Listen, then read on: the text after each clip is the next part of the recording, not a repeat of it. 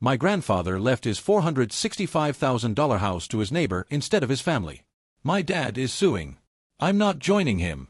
Now half the family says I'm a traitor. I've been carrying this around for about 6 weeks and I need to put it somewhere before it eats a hole through me. I don't want advice necessarily. I just need to say it out loud to people who don't have a stake in it. My grandfather died. Pop Harold Mitchell, 84 years old. Died in his sleep in the same house he'd lived in for 31 years.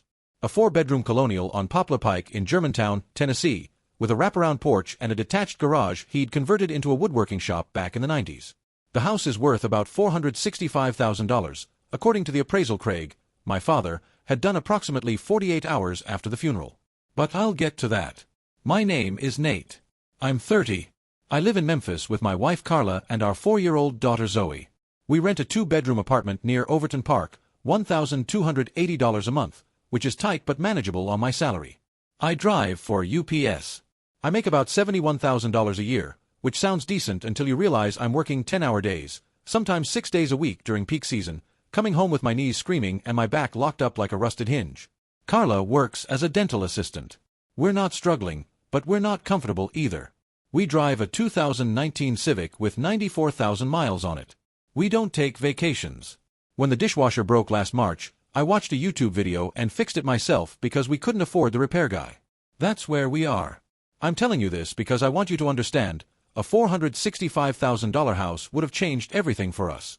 Everything. And I didn't get it. And I'm not contesting it. And I need to explain why, mostly to myself. Pop was the best man I ever knew. I say that without qualification or exaggeration. He worked at FedEx for 32 years, rose up to operations manager at the Memphis hub, retired with a full pension and a gold watch that he wore every single day until the class broke in 2021. He coached Little League for 15 years. Not his kids' teams, just any team that needed a coach. He made the best smoked ribs in Shelby County. I'll die on that hill. He had a big green egg in the backyard and a recipe he kept in his head and refused to write down. Said the secret was patience and brown sugar and knowing when to leave things alone. Every 4th of July, he'd smoke 4 racks and the whole block would show up. He didn't charge anyone. He just liked feeding people. But the thing I think about most is the rocking horse. When I was 3, Pop built me a rocking horse in his woodworking shop. Hand-carved. He shaped the mane out of leather strips and painted the eyes himself, these bright blue dots that he said matched mine. It took him 2 months. My grandmother Louise told me later that he'd go out to the shop after dinner every night and work on it until 10, 11 o'clock. She said she'd bring him coffee and he wouldn't even look up because he was sanding some curve, getting it just right. I still have that horse. It sits in Zoe's room. She sits in it every night before bed. She rocks in it while Carla reads to her. The paint on the eyes is mostly worn off now. One of the leather strips came loose and I glued it back on. Zoe calls it Pop's horsey, even though she barely knew him. She knew him enough to know that. Grandma Louise died in 2019. Breast cancer. She fought it for 3 years and then she stopped fighting. Pop held her hand in the hospice room and didn't leave for 4 days. After that, something shifted in him. He didn't collapse or fall apart. Pop wasn't built that way. But the house got quieter. The big green egg sat cold for 6 months. The woodworking shop gathered dust. He started moving slower. His knees went bad. Then the doctors found early signs of heart failure. The house, which he and Louise had maintained like it was a cathedral, started showing its age. Gutters clogged. Paint peeling on the porch rails. The yard got ahead of him. I tried to help. I want you to know that. I visited when I could. Maybe twice a month, sometimes once. I'd bring Zoe. I'd mow the lawn. I'd check the gutters, take a look at whatever was leaking or creaking. I'd sit with Pop on the porch and drink sweet tea and he'd tell me about the Cardinals game the night before, and sometimes he'd tell me about Louise, and sometimes he'd just sit there quiet and look out at the street. Those visits meant the world to me. But they weren't enough. I know that now. I knew it then, if I'm being honest. I drive home on I-40 after a visit and feel that sick pull in my stomach, the one that says you should have stayed longer, you should go more often, he's alone in that house. And then my alarm would go off at 5:15 the next morning and I'd put on my Browns and lace up my boots and go deliver 180 stops in Cordova and Bartlett, and by the time I got home at 7 I could barely lift Zoe into the bathtub, let alone drive 30 minutes to Germantown. I don't say this to excuse myself. I say it because it's what happened. My father Craig lives in Nashville. He's 56. He visited Pop maybe 4 times a year, Thanksgiving, Christmas, Pop's birthday sometimes, and one random visit in the summer if he remembered. Craig sells medical equipment. He makes good money. He drives a Lexus. He could have visited more. He didn't. My Aunt Deborah lives in Atlanta. She's 52. She mostly called on holidays. She sent flowers on Pop's birthday. She came for Louise's funeral and stayed 2 days and left. I don't think she visited Pop more than twice in the last 4 years. I'm telling you who showed up and who didn't because it matters. It's the whole point. Update 1. Steve. Pop's next-door neighbor was a man named Steve Callahan. 58 years old. Retired Memphis Fire Department. Single, lived alone. He'd moved into the house next to Pop's in 2017, a year before Louise got her diagnosis. He was quiet. Kept his yard clean. Drove a Ford F-150 with a Maltese cross sticker on the back window. I don't know exactly when Steve started looking after Pop. I don't think there was a single moment. I think it was gradual, the way good things usually are. After Louise died, Steve started checking on Pop in the mornings. Just knocking on the door, making sure he was up, asking if he needed anything from the store. Pop told me about it casually. Steve brought me some tomatoes from his garden, or Steve drove me to the VA today. I didn't think much of it at first. Good neighbor. Nice guy. But then it became more than that. Steve drove Pop to every single VA appointment at the Memphis VA Medical Center. Every one. He picked up Pop's prescriptions at Walgreens. He sat with Pop on the porch every single evening, and I mean every evening, drinking sweet tea and watching the Cardinals. Pop loved the Cardinals. He'd been a fan since the 60s. He had a Stan Musial signed baseball in a case on his mantle. Steve apparently became a Cardinals fan too, or at least learned enough to keep up the conversation. That's the kind of thing you do when you care about someone. You meet them where they are. When Pop fell in the bathroom in early 2024, Steve is the one who found him. Pop had fallen getting out of the shower. He'd been on the floor for maybe 20 minutes.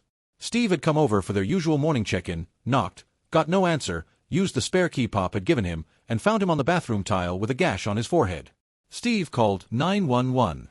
He rode in the ambulance to Methodist Lou Banner, Germantown. He called me from the hospital. I remember that call. I was on my route, somewhere near Germantown Parkway, wrestling with a bulk delivery for some office supply store. My phone rang and I saw the 901 number and something in my gut already knew. Steve's voice was calm, firefighter calm, the kind of steady that comes from training. He said, "Nate, your grandfather had a fall. He's at Methodist Lou Banner. He's conscious and talking. I'm with him. Take your time getting here, he's stable." I got there 2 hours later. Steve was still there, sitting in the chair next to Pop's bed. Pop was asleep. Steve was reading a Tom Clancy novel. Pop was in the hospital for 3 weeks after that fall. Steve visited every single day. I visited when I could, 4, maybe 5 times total. Craig came once, for about 2 hours, and spent most of it on his phone in the hallway. Deborah didn't come at all. Steve visited every single day for 3 weeks. I want that to sink in. Update 2. The will. Pop died on a Tuesday. In his sleep. Peaceful, they said. The hospice nurse who'd been coming by found him in the morning. He was in his own bed, in his own house, which is what he wanted. Steve had sat with him the night before. They'd watched the Cardinals lose to the Brewers 4-2, and Steve told me Pop had said, "Well, they'll get him tomorrow," and then gone to bed. That was the last thing my grandfather said to anyone. They'll get him tomorrow. I think about that a lot. The funeral was at a church in Germantown. Pop wasn't especially religious, but Louise had been, and he wanted to be where she'd been. The service was nice. Craig gave a eulogy that was polished and practiced and completely devoid of any specific memory that proved he actually knew his father. He talked about legacy and the Mitchell family values, and I sat in the pew and thought, when was the last time you mowed his lawn? Deborah cried.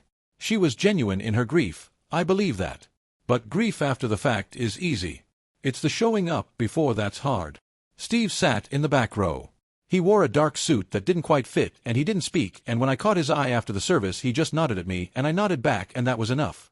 The will was read the following week. Pop had done it properly, through an estate attorney in Germantown, notarized, witnessed the whole thing. Crystal clear. He left the house to Steve Callahan. The house. The 4-bedroom colonial on Poplar Pike. The house with the wraparound porch and the woodworking shop and Louise's china cabinet still in the dining room and 31 years of memories soaked into the walls. The house worth $465,000. To Steve, the neighbor. Not to me. Not to Craig. Not to Deborah. To Steve. Pop also left a handwritten note with the will. The attorney read it out loud. I will never forget the words as long as I live. Steve showed up. Every day. Rain or shine. That's family. Blood didn't check on me, Steve did. The room went silent. And then Craig's chair scraped back and he said, "This is insane," and walked out. Deborah started crying again, but differently this time, angry crying, the kind that comes with clenched fists. Carla reached over and took my hand. I just sat there. I didn't move. I don't even think I breathed for a full 30 seconds. There were other things in the will. Pop left me his woodworking tools and the Stan Musial baseball. He left Craig his pension account, about $40,000. He left Deborah Louise's jewelry. But the house, the big thing, the legacy thing, the thing everyone had quietly assumed would come to the family, went to Steve. Update 3. The fallout. Craig had an attorney on the phone before the end of the day. A guy in Germantown who specializes in estate disputes. Craig's argument is undue influence. He says Pop had dementia. He says Steve manipulated a vulnerable old man into changing his will. He says Steve isolated Pop from his family and positioned himself to inherit. He says there's no way a mentally competent person would leave a nearly $500,000 house to a neighbor over his own children and grandson. Here's what Craig doesn't know, or doesn't want to know. Pop was sharp. I sat with Pop 2 weeks before he died. We played chess. Pop won. He always won. He'd been playing since the Air Force, back in the 60s. But this wasn't a case of me letting him win or him moving pieces randomly. He set up a Sicilian defense and dismantled my king's side in about 20 moves. His hands shook when he moved the pieces, but his eyes were clear and he smiled when he took my bishop and said, "You always leave that bishop hanging, Nate. Been telling you for 20 years. He asked about Zoe. By name. He asked how she was doing at Little Learners Academy. He remembered the name of her preschool.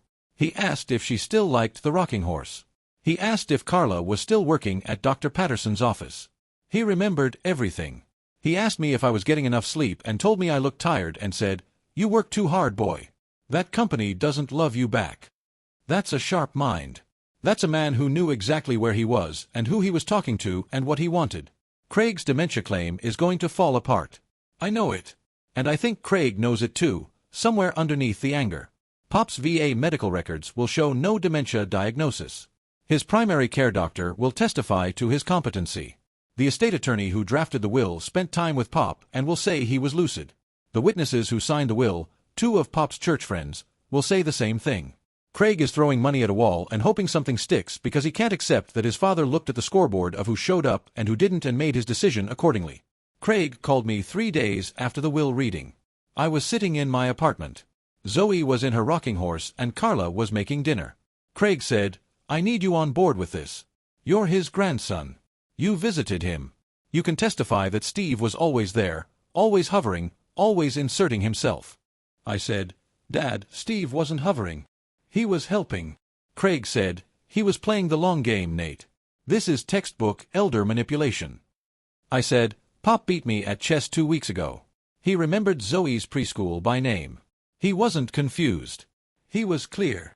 The silence on the other end was long and heavy. Then Craig said, "So you're not going to help your own family?" I said, "I'm not going to lie, Dad. That's not the same thing." He hung up. He hasn't spoken to me since. That was 5 weeks ago.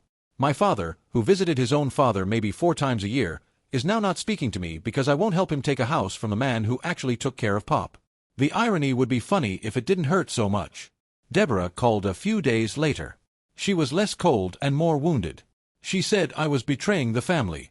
She said Pop would have wanted the house to stay with the Mitchells. I said, "Pop wrote down exactly what he wanted, Aunt Deborah. In his own handwriting. On a piece of paper. With a pen." She called me a traitor. She said I was spitting on Pop's memory. I said I thought I was honoring it. She hung up too. Update 4. What Steve said. I went to see Steve about a week after the will reading. I didn't call ahead. I just drove to Germantown after my shift, still in my browns, smelling like cardboard and truck exhaust. I pulled into Pop's driveway out of habit and then corrected myself and parked in front of Steve's house. Steve came to the door in jeans and a Memphis Fire Department t-shirt. He looked tired. Not physically tired, Emotionally tired. The kind of tired that comes from being caught in the middle of something you didn't ask for. He looked at me and I saw something flash across his face. Uncertainty, maybe, or caution. He didn't know which Mitchell I was going to be. The one who understood, or the one who wanted the house. I said, "Can I come in?" He stepped aside and let me in. His house was neat. Sparse. A firefighter's house, everything in its place, nothing extra. There was a framed photo on his mantel of a fire crew, and another of him and a German shepherd that I later learned had died a couple of years back. He offered me a beer. I took it. We sat at his kitchen table. "I want you to know," Steve said, and then stopped. He rubbed the back of his neck. He started again. "I want you to know I didn't ask for this. I didn't ask Harold to leave me the house.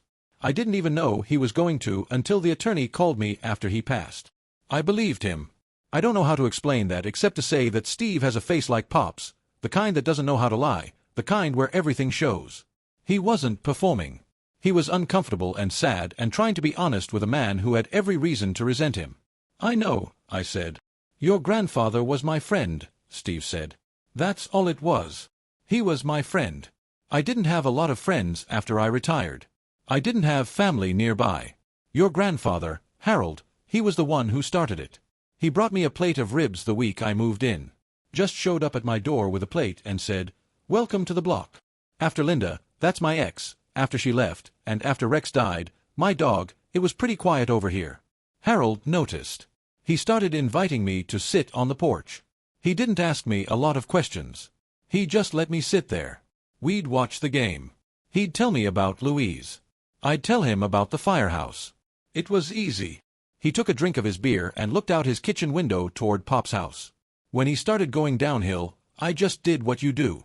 You see someone who needs help, you help. That's it. I wasn't thinking about the house. I wasn't thinking about anything. He needed a ride to the VA, I drove him. He needed his prescriptions picked up, I picked them up. He fell in the bathroom, I called 911. That's what neighbors do. That's what people do." I nodded. I didn't trust myself to talk. "I know your dad is suing," Steve said. "I got the letter from his attorney. I'm not going to fight it in some nasty way.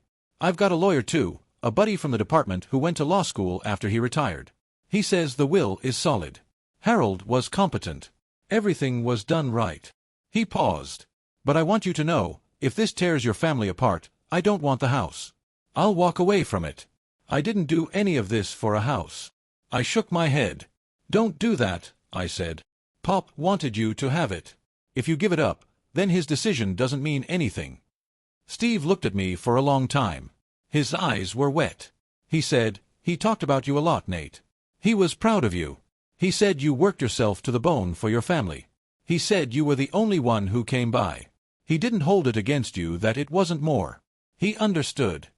He said you had a little girl and a wife and a job that ran you into the ground, and you still showed up when you could." I lost it then. I sat at Steve Callahan's kitchen table and cried like I was 12 years old.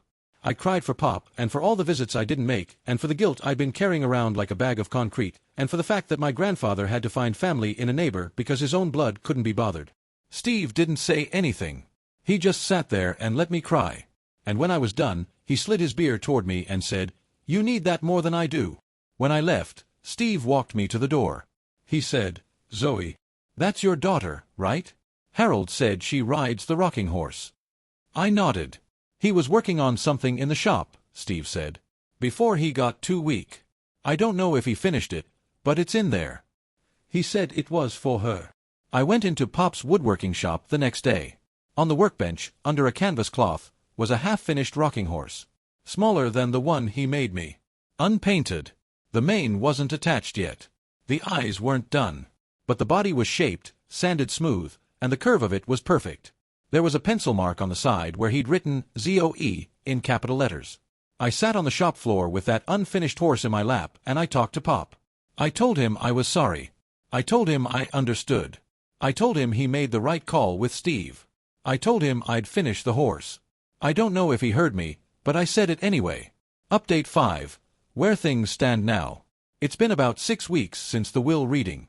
Here's where everything is. Craig's lawsuit is moving forward. His attorney filed a contest based on undue influence and diminished mental capacity.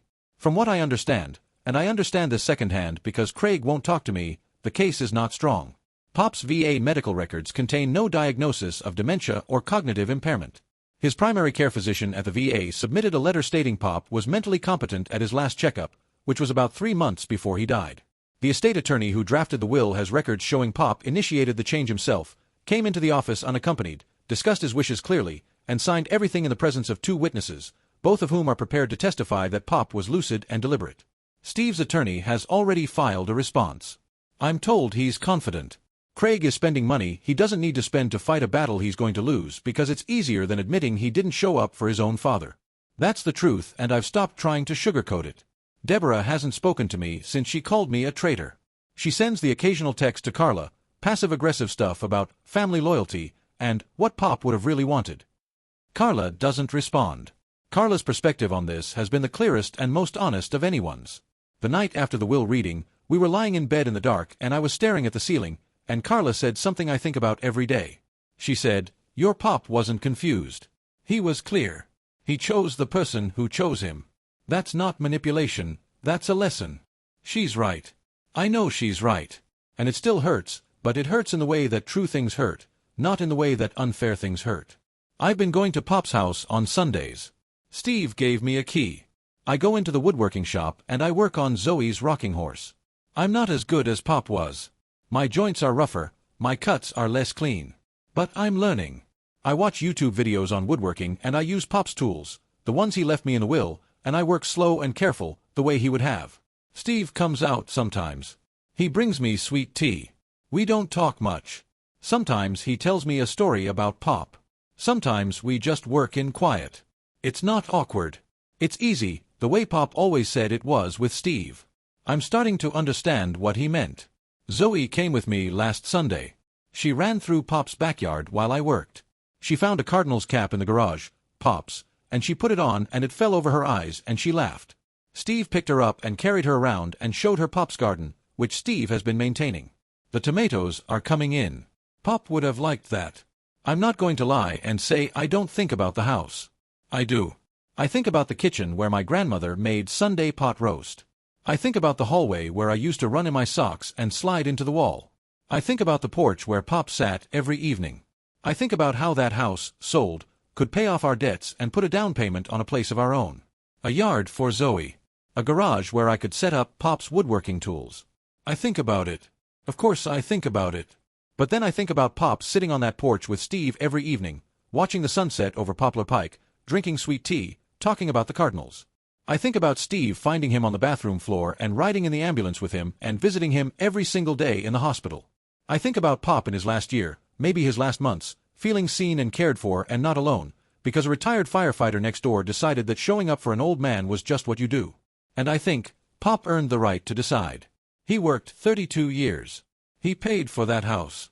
He raised a family in it. He buried his wife from it. And at the end, when the scoreboard was final and the numbers were all in, he looked at who showed up and he made his call. And it was the right call.